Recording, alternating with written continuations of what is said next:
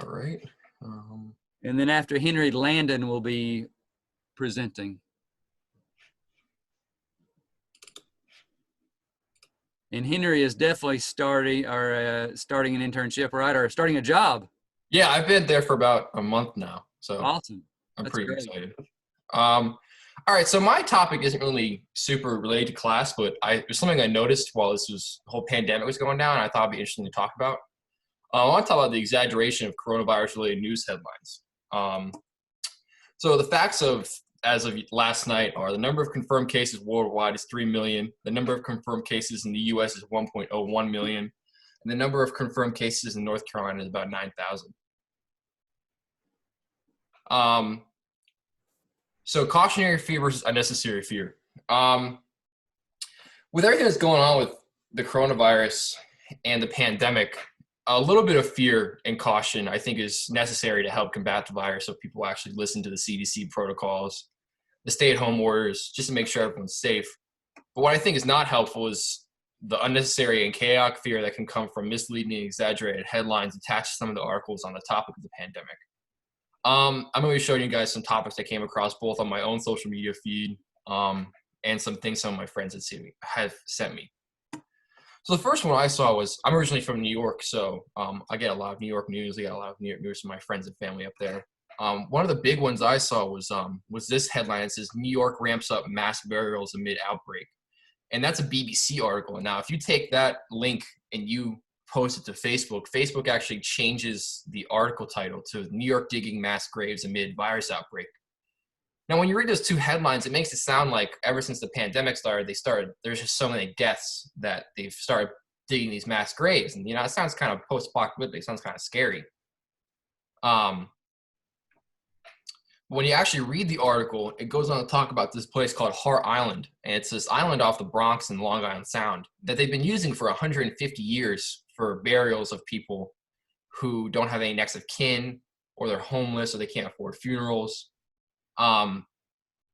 Yes, they've been using it more because of the virus and because of the increase in deaths, but it's nothing new. It's not for like the general population, and it just made it seem that people were dropping like flies and that they had to start digging these huge graves when that's just not what it was.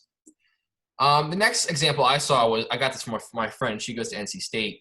She sent me a picture of her like Google Newsfeed, and the article headline reads, Coronavirus updates Google small biz support, and then it says millions cut off from internet. And again, you read that and it sounds like because of the virus, millions of people are at home without their internet. Like they just are cut off from their internet for whatever reason. But again, that's not the case. What the article is really talking about, and actually when I went back to go find the article to get these screenshots, they had changed the headline to make it sound more like what it was actually talking about, which was it's really talking about how people are not able to work from home during the coronavirus due to their workplace not being flexible or being able to provide them with computers or equipment to work from home, alongside people who are a little more underprivileged, who usually use libraries and cafes for internet access. They're not able to use them because of the virus, due to social distancing protocols. And the last one I saw, this one isn't necessarily like scary, and I don't necessarily agree with the Reopen NC movement, but the article read, Reopen NC leader tests positive for coronavirus. This was, I think, maybe a couple of days ago. And when you read it, it makes it sound like the leader of the movement, she went out, she did a protest, she got the virus, and she came back home and she found out that she had gotten it from one of her protests. But again, it's not the case. When you read the article, it really talks about how she's had herself in self-quarantine for 2 weeks, and she came out of her quarantine Sunday, and she was asymptomatic, she was fine. And again, just another misleading headline. It spreads misinformation, and sometimes, in some cases, fear. And again, you see a lot of these on social media when we're all on social media, we're not there to do deep, extensive research. We're all bored out of our minds in quarantine. We're just kind of there to scroll and look at what's going on. So when you're scrolling, every once in a while, you get these reposted articles or you get promoted articles, and the headline is pretty short, and sometimes, again, it's exaggerated and dramatic, and most of us aren't going to click on it to read the article. You're just going to read the headline, believe what the headline says, and you're going to move on. But what we really should be doing, because of the exaggeration in some of these headlines, you really should be reading them. So if you see something on social media, like an article or a headline that seems a little like scary or exaggerated, please click on it and read it. You know, most of the time it's not as bad. I mean, this pandemic is bad, but you don't want misinformation in it being blown out of proportion.